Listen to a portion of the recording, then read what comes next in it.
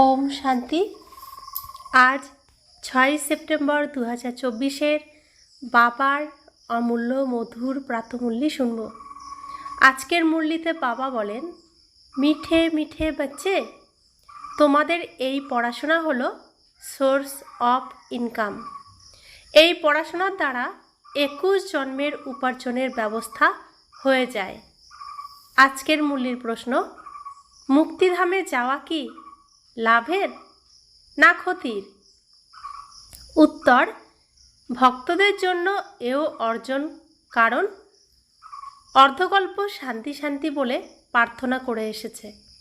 অনেক পরিশ্রম করেও শান্তি লাভ হয়নি। এখন বাবার দ্বারা শান্তি প্রাপ্ত হয়, অর্থাৎ মুক্তিধামে যায়। সুতরাং এও হলো অর্ধকল্পের পরিশ্রমের ফল। তাই একেও লাভজনক উপার্জন বলা হবে, ক্ষতির নয়।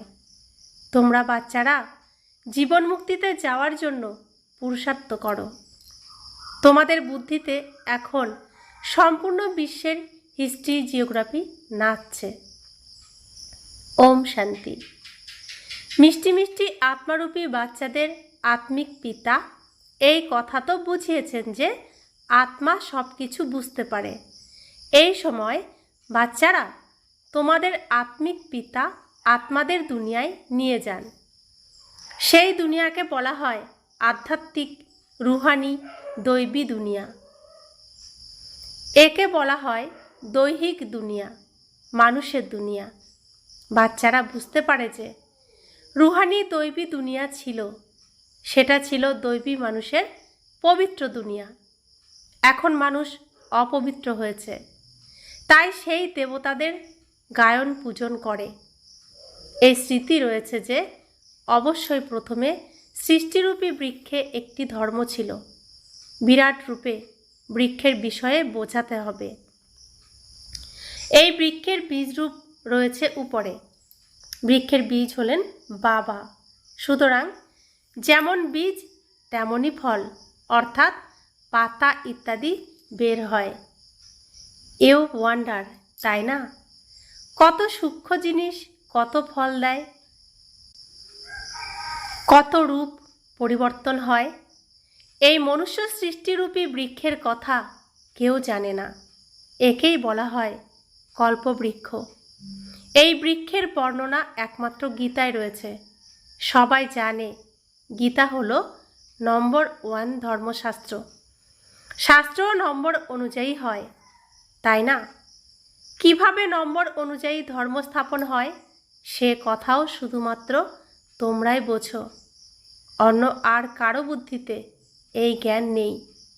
তোমাদের বুদ্ধিতে আছে সর্বপ্রথমে কোন ধর্মের বৃক্ষ হয়, তারপরে তাতে অন্য ধর্মের বৃদ্ধি কিভাবে হয়। একেই বলা হয় বিরাট নাটক। বাচ্চাদের বুদ্ধিতে সম্পূর্ণ বৃক্ষটি আছে। বৃক্ষের উৎপত্তি কিভাবে হয়, এই হলো মুখ্য কথা। দেবী দেবতাদের বৃক্ষ এখন আর নেই। অন্য শাখা প্রশাখা উপস্থিত রয়েছে, যদিও আদি সনাতন দেবী দেবতা ধর্মের ফাউন্ডেশন নেই। এই বিষয়েও কথিত আছে, এক আদি সনাতন দেবী দেবতা ধর্মের স্থাপনা করে, বাকি অন্য ধর্মের বিনাশ হয়ে যায়। এখন তোমরা জানো দৈবী বৃক্ষ কতখানি ছোট সাইজের হবে। তখন এতগুলি অন্য ধর্ম সব থাকবে না। বৃক্ষ প্রথমে ছোট থাকে, তারপরে বড় হয়ে যায়। বাড়তে বাড়তে এখন কত বড় হয়ে গেছে। এখন এই বৃক্ষের আয়ু পূর্ণ হয়েছে। এর জন্য শিবপুর বোটানিক্যাল গার্ডেনে ব্যানিয়ান ট্রির, বটগাছের দৃষ্টান্ত দিয়ে ভালোভাবে বোঝানো হয়। বটগাছের আসল গুড়িটি থাকে না, ডালপালা দ্বারা বটগাছ দাঁড়িয়ে থাকে। তো এই পৃথিবীর কল্পবৃক্ষের, মনুষ্য সৃষ্টির কল্পবৃক্ষ আসল সনাতন ধর্মের গাছের গুড়িটিই নেই। শাখা প্রশাখা ডালপালার দ্বারা এই বৃক্ষটি দাঁড়িয়ে রয়েছে। বাবা বলছেন এও হলো গীতা জ্ঞান, যা বাবা তোমাদের সামনে বসে বলেন, যার দ্বারা তোমরা রাজার রাজা হও।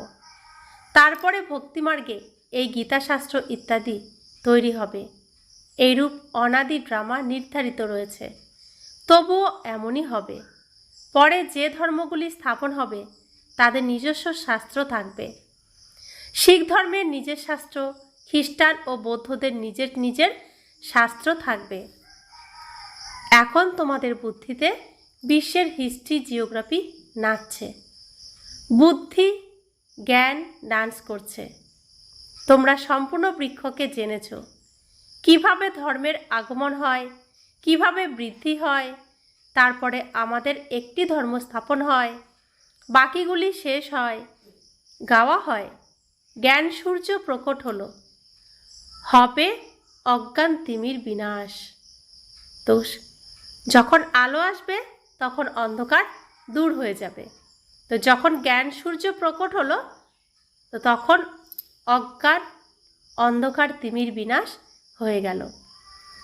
এখন ঘোর অন্ধকার, যে অসংখ্য মানুষ, এখন এত সংখ্যা পরে থাকবে না। লক্ষ্মীনারায়ণের রাজ্যে এত ছিল না। তারপরে একটি ধর্ম স্থাপন হতেই হবে। এই নলেজ বাবা স্বয়ং প্রদান করেন, ভগবান স্বয়ং প্রদান করেন। তোমরা বাচ্চারা উপার্জন করার জন্য এসে কত নলেজ গ্রহণ করো। বাবা টিচার রূপে আসেন, ফলে অর্ধকল্পের জন্য তোমাদের উপার্জনের ব্যবস্থা হয়ে যায়। তোমরা কত বিত্তবান হয়ে যাও। তোমরা জানো আমরা এখন পড়াশোনা করছি।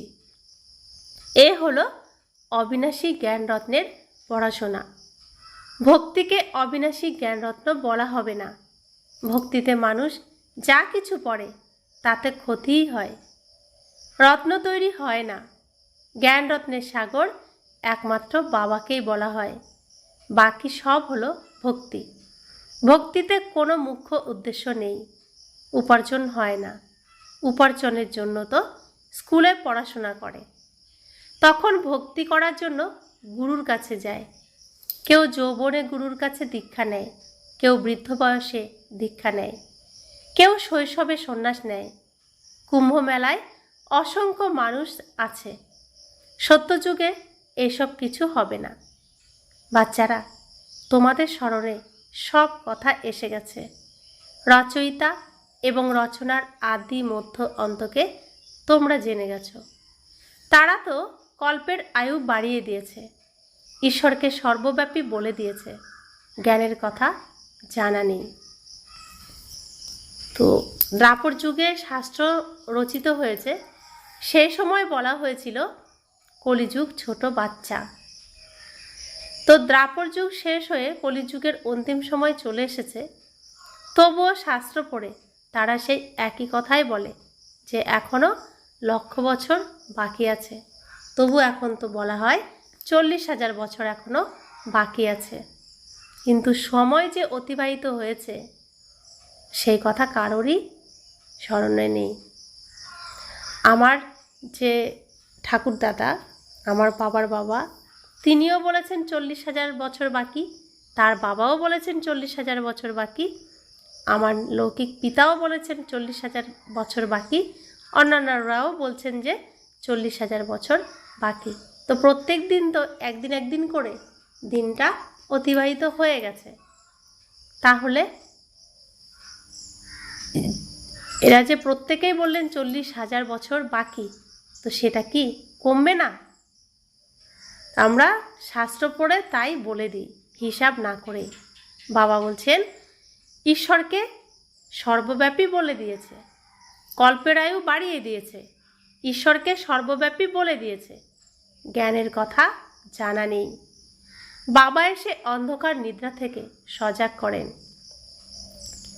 এখন তোমাদের জ্ঞানের ধারণা হতে থাকে, ব্যাটারি ভরতে থাকে।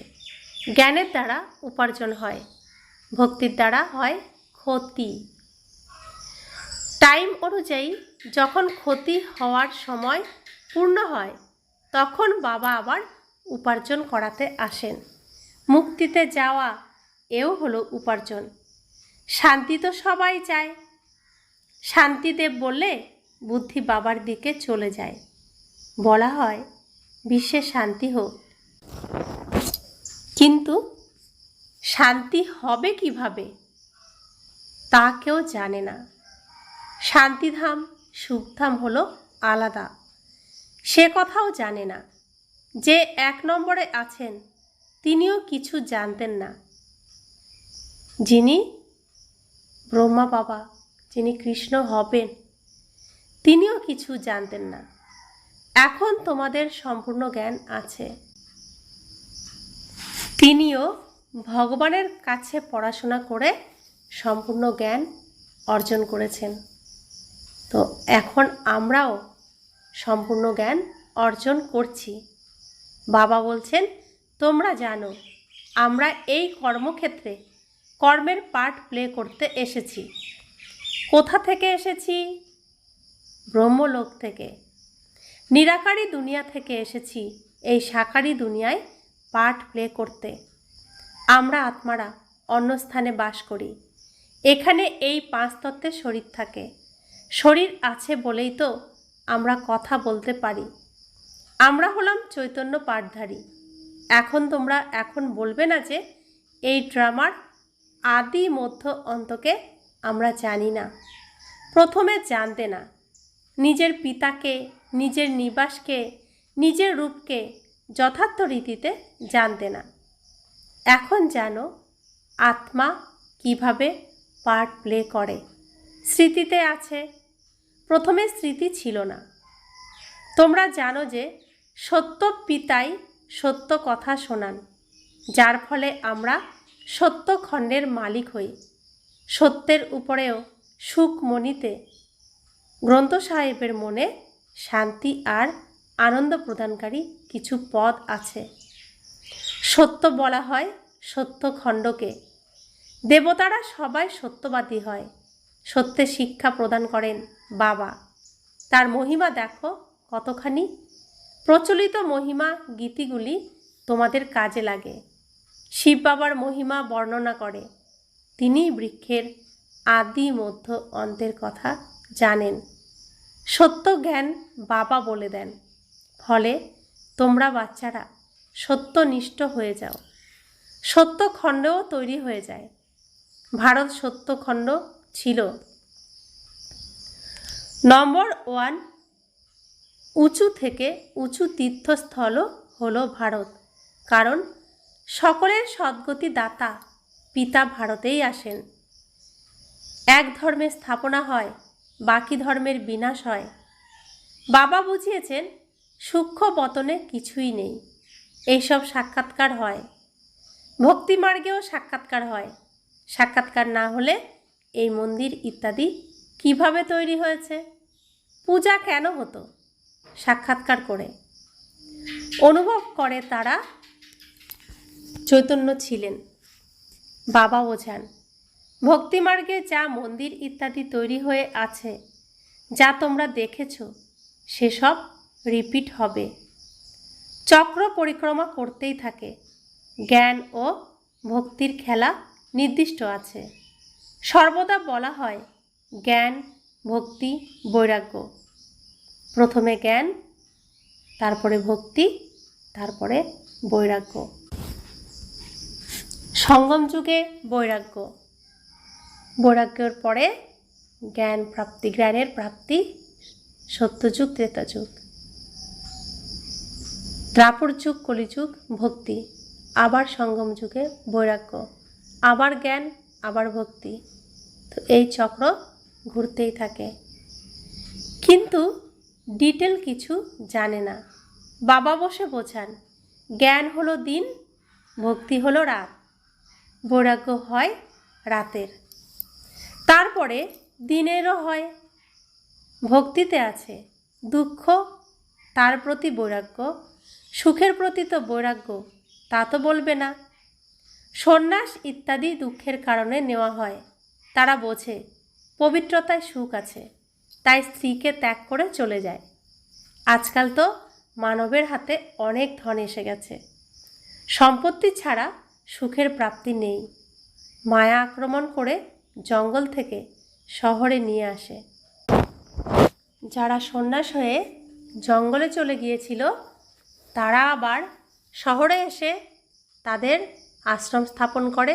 তাদের কত ফলোয়ার তৈরি হয়, লাখ লাখ ফলোয়ার তৈরি হয়। বাবা বলেন বিবেকানন্দ ও রামকৃষ্ণ দুইজনই খুব বড় মাপের সন্ন্যাসী ছিলেন। সন্ন্যাসের শক্তি রামকৃষ্ণের মধ্যে ছিল, বাকি ভক্তি বোঝানো এবং তার প্র্যাকটিস ইত্যাদি ছিল বিবেকানন্দের কাজ। দুজনের অনেক পুস্তক রয়েছে। বই লেখার সময়ও একাগ্র চিত্তে বসে লিখতে হয়। রামকৃষ্ণ যখন লেখাতেন তখন শিষ্যদের বলতেন দূরে গিয়ে বসতে। সে ছিল খুব কড়া আর নিষ্ঠাবান সন্ন্যাসী। তার নামও ছিল অনেক। বাবা এমন বলেন না যে স্ত্রীকে মা বলে ডাকো। বাবা বলেন তাকেও আত্মা নিশ্চয় করো। রামকৃষ্ণ স্ত্রীকে সারদা দেবীকে মা বলে ডেকেছিলেন। বাবা বলেন মা ডাকার কোনো প্রয়োজন নেই, তাকেও আত্মা ভাবো। আত্মারা সবাই হলো ভাই ভাই। সন্ন্যাসীদের কথা আলাদা। তিনি স্ত্রীকে মাতা গণ্য করেছিলেন। রামকৃষ্ণ স্ত্রীকে মাতা গণ্য করেছিলেন। তিনি অনেক উঁচু স্থানে বসিয়েছেন। রামকৃষ্ণ সারদা দেবীকে অনেক উচ্চ স্থানে বসিয়েছিলেন, মায়ের স্থানে বসিয়েছিলেন। এ হলো জ্ঞানের পথ। বৈরাগ্যের কথা হলো আলাদা। বৈরাগ্যে এসে তিনি স্ত্রীকে মাতৃ গণ্য করেছেন। মাতৃ শব্দে ক্রিমিনাল আই থাকবে না। বোনের ক্ষেত্রেও ক্রিমিনাল দৃষ্টি হতে পারে। মায়ের প্রতি কখনো কুচিন্তন হবে না। পিতার কন্যা সন্তানের প্রতি কুদৃষ্টি হতে পারে, মায়ের প্রতি হবে না। সন্ন্যাসী স্ত্রীকে মাতারূপে স্বীকার করতেন। তার জন্য এমন বলা হয় না যে দুনিয়া কিভাবে চলবে, জন্ম কিভাবে হবে। সে তো একজনই যিনি বৈরাগ্য ভাবের জন্য স্ত্রীকে মাতৃ আসনে বসিয়েছিলেন। সে একজনই হলেন শ্রী রামকৃষ্ণ, যার মধ্যে বৈরাগ্য এসেছিল এই সংসারের প্রতি। তিনি তার স্ত্রীকে মায়ের আসনে বসিয়েছিলেন। তার জন্য রামকৃষ্ণের কতখানি মহিমা দেখো। এখানে ভাই বোন বললেও অনেকের কুদৃষ্টি হয়। তাই বাবা বলেন ভাই ভাই নিশ্চয় করো, নিজেদেরকে আত্মা নিশ্চয় করো। আত্মা আত্মা আমরা ভাই ভাই। এ হলো জ্ঞানের কথা, ওটা হলো একজনের কথা, রামকৃষ্ণের কথা। এখানে তো প্রজাপিতা ব্রহ্মার সন্তান অসংখ্য, ভাই বোন আছে, তাই না?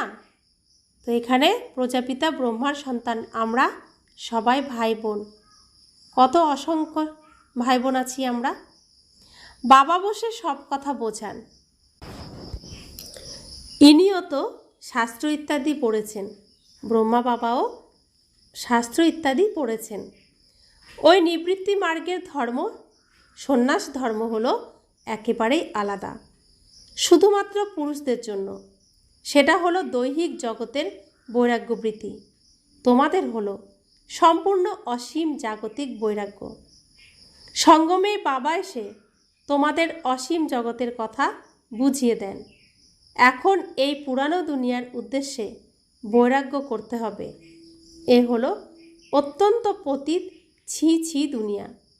এখানে শরীর পবিত্র হতে পারে না। এই কলিযুগে মৃত্যু হলে আবার কলিযুগেই বিকারের দ্বারা গর্ভ ছেলে এসে জন্মগ্রহণ করতে হবে।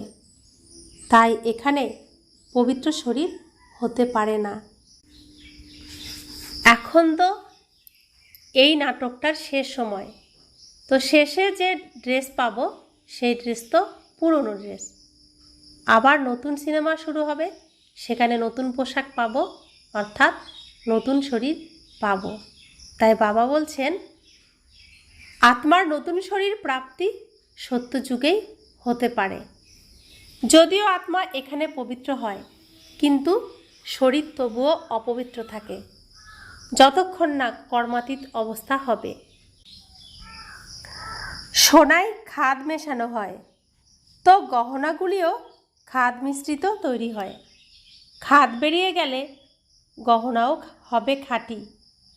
এই লক্ষ্মীনারায়ণের আত্মা ও শরীর দুই হলো শতপ্রধান। তোমাদের আত্মা ও শরীর দুই হলো তমপ্রধান কালিমাযুক্ত। আত্মা কামচিতায় বসে কালো হয়েছে। বাবা বলেন, আমি এসে আবার শ্যামবর্ণ থেকে গৌরবর্ণে পরিণত করি। এই হলো সব জ্ঞানের কথা। যদিও জল ইত্যাদির কোনো কথা নেই, সব কামচিতায় বসে পতিত হয়েছে, তাই রাখি বন্ধন করা হয় যাতে পবিত্র হওয়ার প্রতিজ্ঞা করো। বাবা বলেন, আমি আত্মাদের সাথে কথা বলি। আমি হলাম আত্মাদের পিতা, যাকে তোমরা স্মরণ করে এসেছ। বাবা এসো, আমাদের সুখধামে নিয়ে চলো, দুঃখ হরণ করো। কলিযুগে থাকে অপার দুঃখ। বাবা বোঝান, তোমরা কামচিতায় বসে কালো তমপ্রধান হয়েছ। এখন আমি এসেছি কামচিতা থেকে নামিয়ে জ্ঞান চিতায় বসানোর জন্য। এখন পবিত্র হয়ে স্বর্গে যেতে হবে, বাবাকে স্মরণ করতে হবে। বাবা আকৃষ্ট করেন, বাবার কাছে যুগলে আসে। একজন আকৃষ্ট হয়, অন্যজন হয় না। পুরুষ চট করে বলে দেয়, আমি এই শেষ জন্মে পবিত্র থাকব, কামচিতায় বসবো না। ওম শান্তি। এমন নয়, নিশ্চয় হয়ে গেল। নিশ্চয় যদি হতো তাহলে তো অসীম জাগতিক বাবাকে পত্র লিখত, কানেকশন রাখত। শোনা যায় পবিত্র থাকে, নিজের ব্যবসা ইত্যাদিতে ব্যস্ত থাকে। বাবার স্মরণ কোথায় আছে? এমন বাবাকে তো খুব ভালোবাসা সহ স্মরণ করা উচিত। স্ত্রী পুরুষের নিজেদের মধ্যে কত ভালোবাসা থাকে, স্বামীকে কত স্মরণ করে। অসীমের পিতাকে সবচেয়ে বেশি স্মরণ করা উচিত। বলাও হয়, ভালোবাসো বা না বাসো, আমরা কখনো হাত ছাড়ব না। তো একে অপরকে বলে, এমন নয় এখানে এসে থাকবে, তাহলে তো সন্ন্যাস হয়ে গেল। ঘর সংসার ছেড়ে এখানে এসে থাকলে তোমাদেরকে তো বলবে যে তোমরা সন্ন্যাস নিয়ে নিয়েছ। তোমাদের তো বলা হয় গৃহস্থের থেকে পবিত্র হও। প্রথমে এইরূপ ভাতৃত্ব হওয়ারই ছিল, ফলে এতজন তৈরি হয়ে বেরিয়েছে। সেসব বৃত্তান্ত শোনার মতো। যারা বাবার আপন হয়ে যজ্ঞের থেকে রুহানি সার্ভিস করে না, তারা গিয়ে দাসদাসী হয়। তারপরে শেষের দিকে নম্বর অনুযায়ী পুরুষার্থ অনুসারে মুকুট প্রাপ্ত হয়। তাদেরও বংশ থাকে, প্রজায় আসতে পারে না। বাইরের কেউ এসে ভিতরের একজন হতে পারে না। বল্লভাচার্য বাইরের কাউকে ভিতরে আসতে দিতেন না। এই সব বিষয় ভালোভাবে বুঝতে হবে। জ্ঞান হলো সেকেন্ডের। তাহলে বাবাকে জ্ঞানের সাগর কেন বলা হয়? বাবা বাচ্চাদের বোঝাতেই থাকেন এবং শেষ সময় পর্যন্ত বোঝাতেই থাকবেন। যখন রাজধানী স্থাপন হয়ে যাবে, তোমরা কর্মাতীত অবস্থায় পৌঁছে যাবে, তখন জ্ঞান সম্পূর্ণ হয়ে যাবে। যদিও কথাটি হলো সেকেন্ডের, কিন্তু বোঝাতে হয়। জাগতিক পিতার কাছ থেকে জাগতিক উত্তরাধিকার পাওয়া যায়, আর অসীম জগতের পিতা বিশ্বের মালিক করেন। তোমরা সুখধামে যাবে, তো বাকি সবাই শান্তিধামে চলে যাবে। কারা সুখধামে যাবে আর কারা শান্তিধামে যাবে? সুখধামে তারাই যাবে যারা স্বয়ং ভগবানের কাছে ব্রহ্মার দ্বারা পড়াশোনা করছে। ব্রহ্মার কাছে, স্বয়ং ভগবানের কাছে পড়াশোনা না করলে বৈকুণ্ঠে সত্যযুগে স্বর্গে যাওয়ার চান্স কারণ নেই, কারণ অধিকারী পাবে না, কে নিয়ে যাবে, তাই না? আর যারা এখানে আসছে না তারা বাড়িতে শান্তিধামে বসে থাকবে। আর যারা আমরা এখানে এসেছি, এখানে একদিনও ক্লাস করলে সেখানে একদিনের জন্য হলেও জন্ম হবে। ত্রেতা যুগের অন্তিম সময়ে হলেও একটা জন্ম অবশ্যই হবে। তো বাবা এর জন্য বারবার করে আমাদেরকে সব বোঝাচ্ছেন। বাবা বলছেন সেখানে তো রয়েছেই সুখই সুখ। তো বাবা যখন সবাইকে পবিত্র করে নিয়ে যাবে, দুঃখ কারোরই থাকবে না। যারা সুখধামে আসবে তারা সুখ, শান্তি, পবিত্র সংসার সেখানে করবে।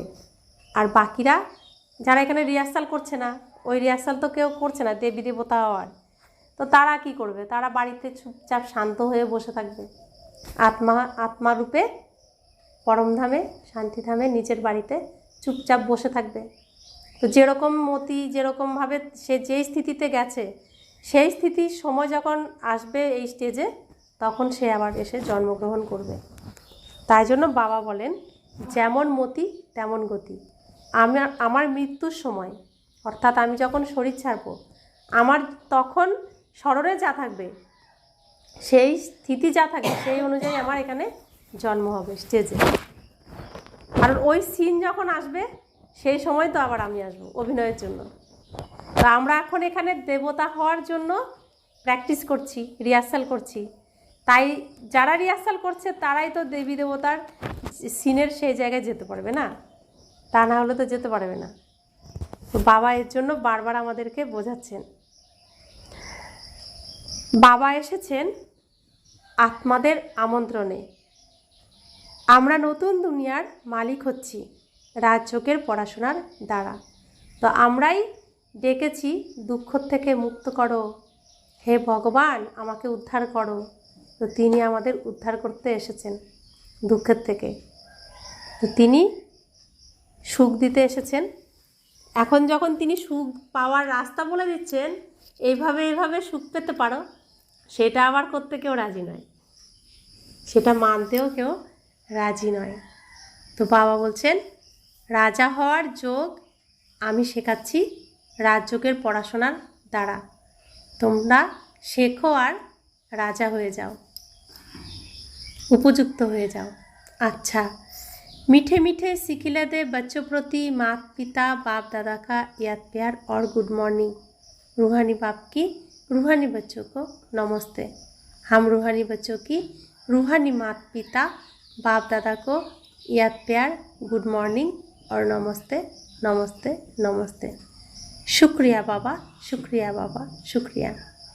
धारणार जन्य मुख्य सार, এই পতিত ছি ছি দুনিয়ার প্রতি অসীম জাগতিক বৈরাগ্য ভাব রেখে আত্মাকে পবিত্র করার পুরোপুরি পুরুষার্থ করতে হবে। একমাত্র বাবার আকর্ষণেই থাকতে হবে। দ্বিতীয় ধারণা, জ্ঞানের ধারণার দ্বারা নিজের ব্যাটারি ফুল করতে হবে। জ্ঞান রত্নের দ্বারা নিজেকে বিত্তবান বানাতে হবে। এখন হলো উপার্জনের সময়, তাই ক্ষতির থেকে বাঁচতে থাকবে। তো ক্ষতিই করব না। যত আমরা অশুভ চিন্তা করব, অশুদ্ধ কথা বলবো, তত আমার ক্ষতি হবে। যত আমি বাবার এই যে জ্ঞানরত্ন, এটা নিয়ে চিন্তন করব আর তাকে স্মরণ করব, তো জ্ঞানরত্নের দ্বারা আমার বুদ্ধিরূপী পাত্র ভর্তি হয়ে যাবে, ভরপুর হবে। আর তাকে স্মরণ করলে আমার আত্মারূপী ব্যাটারি চার্জ হয়ে যাবে। তো আমি সর্বশক্তিমান পিতার সর্বশক্তিমান সন্তান হতে পারবো। আমার জমতে থাকবে, তার দ্বারা আমার সমস্ত অভাব অনটন দূর হবে। আর পরবর্তী যে যুগটা আসতে চলেছে, সেখানে আমি প্রত্যেকটা জন্ম খুব ভালোভাবে কাটাতে পারবো, সুখ শান্তিতে, সমৃদ্ধিতে। তো এখন এই সময় হলো জমানোর সময়। এই সময় যে জমাবে সেই পাবে, যে জমাবে না, তো দুনিয়াতে তো আমরা আমাদের সামনে দেখতেই পাচ্ছি। বরদান, জ্ঞান রত্নগুলিকে ধারণ করে ব্যর্থকে সমাপ্তকারী হরিহংস ভব। হরিহংসের বিশেষত হলো দুটি। এক হলো জ্ঞানরত্ন চয়ন করা, আর দ্বিতীয় হলো নির্ণয় শক্তির দ্বারা দুধ আর জলকে আলাদা করা। দুধ আর জলের অর্থ হলো সমর্থ আর ব্যর্থের নির্ণয়। ব্যর্থকে জলের সমান বলা হয়, আর সমর্থ হলো দুধের সমান। তো ব্যর্থকে সমাপ্ত করা অর্থাৎ হলিহংস হওয়া। সবসময় বুদ্ধিতে জ্ঞানরত্ন চলতে থাকলে, মনন চলতে থাকলে রত্নে ভরপুর হয়ে যাবে। তো বাবা কি বলছেন, এই পৃথিবীতে সব কিছু আছে, এখন ফোনের মধ্যেও সব আছে, দুনিয়াতেও সব আছে। তো যারা ভক্তি করছে, পূজা অর্চনা করছে, তারাও মানে ভগবানের আরাধনা করছে। আমরাও ভগবানের কাছে পড়াশোনা করছি। তো আমরা কি করছি, একদম সত্যটা জানছি আর সত্যটা তুলছি, বেছে বেছে তুলছি। আমরা নোংরাটাকে পরিষ্কার করে সাইড করে রেখে দিচ্ছি। আর যারা ভক্তি করছে তারাও তো ভগবানকেই চাইছে, কিন্তু বুঝতে পারছে না যে কোনটা সত্য কোনটা মিথ্যে, কোনটা দুধ আর কোনটা জল। তো তারা বকের মতো। তো জলে দু রকমই থাকে, বকও সাদা, রাজহাঁসও সাদা। বক কী করে, গিয়ে কাদায় দাঁড়ায়, খায় কি পোকামাকড় তোলে। আর হাঁস কখনো কাদায় দাঁড়াবে না, তার পায়েটাই দেখবে সবসময় পরিষ্কার পরিচ্ছন্ন। তো আমরা রাজহাঁসের মতো, রাজহাঁস মুক্ত তুলবে, আর জল আর দুধ দিলে পুরো দুধটাকে আলাদা করবে, জলটাকে আলাদা করে দেবে। সেজন্য বলছে সব কিছু আছে, তার মধ্যে তুমি তোমার জন্য কোনটা বেছে নেবে। তো তোমার বাছার উপরেই, তোমার নির্ণয় শক্তির উপরেই, পরখ করার শক্তির উপরেই এটা তুমি নিজেকে নিজে প্রমাণ করতে পারবে আমি বক না রাজহাঁস। তো বাবা বলছেন যে আমরা কি করছি, বাবার সব কথাগুলোকে আলোচনা করছি। আমরা এক জায়গায় হলে বা কারোর সাথে কথা বললে ভগবানের কথাই বলি, মুখ থেকে বেরোয়। তো জ্ঞানরত্নের কথা চিন্তন করি বলেই ওটাই বেরোয়। যদি দুনিয়ার কথা নিয়ে পড়ে থাকতাম তো দুনিয়ার কথাই বেরোতো, নোংরাটাই বেরোতো। তাই জন্য বলছে যে সবসময় বুদ্ধিতে জ্ঞানরত্ন চলতে থাকলে, মনন চলতে থাকলে রত্নে ভরপুর হয়ে যাবে। তো এমন রত্ন তুমি যত এটা নিয়ে ভাববে তত বাড়তে থাকবে, আরেকটা জন্ম নেবে, আরেকটা জন্ম নেবে। এই সৃষ্টির সমস্ত রহস্য তোমার কাছে পরিষ্কার হয়ে যাবে। তুমি কী রূপে জন্মগ্রহণ করবে বা কী দেবী হতে চলেছ নিজেই বুঝতে পারবে। তোমার অতীতকেও তুমি নিজেই জানবে, বর্তমানকেও তুমি নিজে জানবে, ভবিষ্যৎকেও তুমি নিজেই জানতে পারবে। কোনো জ্যোতিষী লাগবে না, এতটাই তোমার বুদ্ধি তীক্ষ্ণ হয়ে উঠবে। স্লোগান: সদা নিজের শ্রেষ্ঠ পজিশনে স্থির থেকে অপজিশনকে সমাপ্তকারী হলো বিজয়ী আত্মা। আমরা থাকি ঘর সংসারে রাবণের দুনিয়ায়। আমি একা এসেছি বাবার ঘরে, বাকিরা তো আসেনি। তাহলে সেখানে আমাকে কেমনভাবে থাকতে হবে, নিজের স্থিতি শ্রেষ্ঠ পজিশনে রাখতে হবে। অর্থাৎ আমি এসেছি শান্তির সাগরের কাছে, তারা তো আসেনি। তো তাদের কাছে গেলে তাদের তো অ্যাক্টিং রয়েছে অশান্তির, তারা তার মধ্যেই তো ফেসে রয়েছে। আমি সেখান থেকে বেরিয়ে শান্তির সাগরের কাছে এসেছি। তো সেখানে গেলে ওরা অশান্তির আচরণই করবে, আমাকে তখন কি করতে হবে, আমার স্থিতি রাখার চেষ্টা। ওটাই তো হচ্ছে লড়াই, যুদ্ধ, ওটাই মহাভারত। আমার ভেতরেও তো রয়েছে অসুররা, আমি অসুরকে কি করছি, সদর্শন চক্র দিয়ে কাটছি, তাদেরকে নত করছি না, পরিষ্কার করছি। তো আমার স্থিতিকে ঠিক রাখার এটাই হচ্ছে প্র্যাকটিস। তো যত আমি স্থিতি ঠিক রাখতে চেষ্টা রাখবো, তত আমি ধীরে ধীরে দেবী দেবতা হয়ে উঠব। এটাই হচ্ছে লড়াই। লড়াই কারোর সাথে না, নিজের ভেতরের অসুর, নিজের ভেতরের দেবী, এর দুয়ের মধ্যেই লড়াই। তো এখানে যে জিতবে সেই টিকবে, যে পারবে না সে এখান থেকে সরে যাবে। তো দেবী জিতে গেলে তো বাবার কাছে থাকবে, অসুর জিতে গেলে তো রাবণের কাছে যাবে। তো এইটা হচ্ছে সেই স্থান, সত্য পিতার সাথে সত্য হয়ে চলতে হবে, ছলনার কোনো জায়গা নেই। ওম শান্তি।